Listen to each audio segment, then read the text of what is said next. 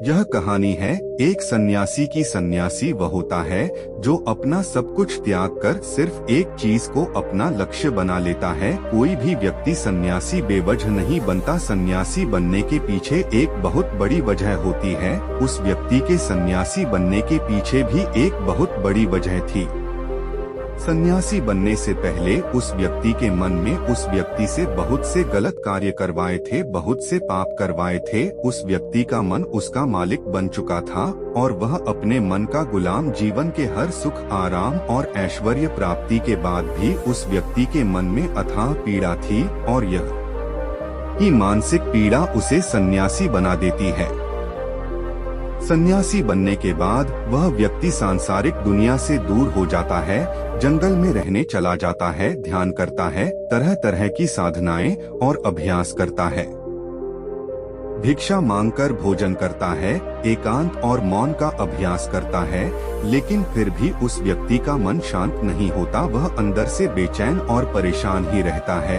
यहाँ एक बात समझने वाली है कि ध्यान या किसी भी साधना का जो शुरुआती बिंदु है, उसकी शुरुआत ही तभी की जा सकती है जब हमारा मन शांत हो, जब हमारा मन हमारी सुनता हो। लेकिन उस सन्यासी का मन न तो शांत था और न ही उसकी सुन रहा था। सन्यासी के मन में यह बात गहराई से बैठती जा रही थी कि मन को वश में करना, मन पर काबू पाना असंभव है। लेकिन फिर एक दिन उस सन्यासी को एक व्यक्ति मिलता है जो न तो कोई साधु सन्यासी होता है और न ही कोई बुद्धिमान व्यक्ति। वह तो बस एक साधारण सा चारवाहा था जो जंगल में अपनी फिल्मों को चरा रहा था। वह चारवाहा उस सन्यासी के पास आकर उससे पूछता है, क्या मैं आपकी कुछ मदद कर सकता हूँ?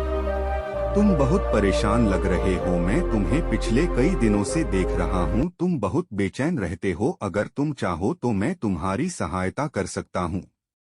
चरवाहे की बात सुन सन्यासी कहता है, भला तुम क्या मेरी मदद कर सकते हो? तुम तो एक संसारी हो जो अपनी मोहमाया में लिप्त रहता है। यह सुन वह चारवाह उस सन्यासी से कहता है, मैं तुम्हारी मदद कर सकता हूँ। मैं मन को वश में करना चाहता हूँ। सन्यासी चारवाही के मुंह से यह बात सुन जोर से हंसता है और कहता है, क्या क्या कहा तुमने? तो मन को वश में करना जानते हो। मैंने अपना सब कुछ त्याग दिया, यहाँ आकर जंगल में रहने लगा। तब भी मैं अपने मन का गुलाम हूँ और तुम कह रहे हो कि तुम इसे वश में कर सकते हो। वह चारवाहक रहता है। मन को वश में करने के लिए सभी वस्तुओं का त्याग करना आवश्यक नहीं है और न ही जंगल में रहना जरूरी है। बस एक चीज है जिसे छोड़ना सबसे जरूरी है। वह सन्यासी उस चरवाहे से पूछता है, और वह एक चीज क्या है? वह चारवाहा सन्यासी से कहता है, वह एक चीज है गलत जानकारी। आज तक हमारे भीतर जो भी जानकारी गई है, उसी ने हमारे मन का निर्माण किया है। सन्यासी उस चरवाहे से पूछता है, परंतु वह कैसे? वह चारवाहन समझाते हुए कहता है, मान लो तुमने आज तक अपने जीवन में सेब का फल नहीं खाया, तुम्हें सेब के स्वाद के बारे में कुछ भी नहीं पता, तो क्या तुम्हारा मन कभी सेब खाने को कर सकता है? नहीं ना। इसीलिए हमारे मन का निर्माण जानकार से होता है। वह सन्यासी उस चरवाहे की बात से प्रभावित हो जाता है और उससे कहता है, क्या आप इस बारे में मुझे और विस्तार से समझा सकते हैं? वह चारवाह उस सन्यासी से कहता है, अगर तुम अपने मन को वश में करना चाहते हो तो अब मेरी बातों को ध्यान से सुनना। तुम अपने मन को वश में केवल तभी कर सकते हो जब तुम अपने मन की जड़ों को देख पाओगे। मन का निर्माण जानकारी से होता है और हमारे शरीर में जानकारी के 5 प्रवेश द्वार होते हैं। पहला, आँख। हम अपनी आँखों से जो कुछ भी देखते हैं, अच्छा या बुरा, वो सब हमारे मन की याददाश्त में इकट्ठा होता रहता है। दूसरा कारण, हमारे कान जो कुछ भी सुनते हैं, वह भी हमारे मन में बीज के रूप में बो दिया जाता है। तीसरा, अजीब, जिस भी चीज का स्वाद हम एक बार ले लेते हैं, वह हमारे मन की याददाश्त में अंकित हो जाता है। चौथा है नाक, जो भी हम एक बार सूंघ लेते हैं, खुशबू या बदबू, वह सभी हमारे मन में दर्ज हो जाती है। और पांचवा है त्वचा, जिस भी चीज को हम एक बार छू लेते हैं, स्पर्श कर देते हैं, उसकी याददाश्त हमारे मन में कहीं न कहीं अंकित हो जाती है। इन पांचों शारीरिक दरवाजों से जो भी जानकारी हमारे अंदर जाती है वह जानकारी बीजों के रूप में जमा हो जाती है और धीरे धीरे वृक्ष बनती है। हमारा मन मिट्टी की तरह है जिसमें बीज बोए जाते हैं और हमारी बुद्धि बीज बोने वाले किसान की तरह है। अगर हमारी बुद्धि गलत जानकारी के बीजों को सही जानकारी के बीच समझकर बूढ़ेगी तो जब भविष्य में वह बीज वृक्ष बनेगा तो वह खराब फल ही देगा। तुम्हारा मन तुम्हारे बस में इसीलिए नहीं है क्योंकि तुमने पहले से ही अपने मन में बहुत सारे गलत बीज बो रखे हैं और अब वह बीज बड़ी बन चुके हैं।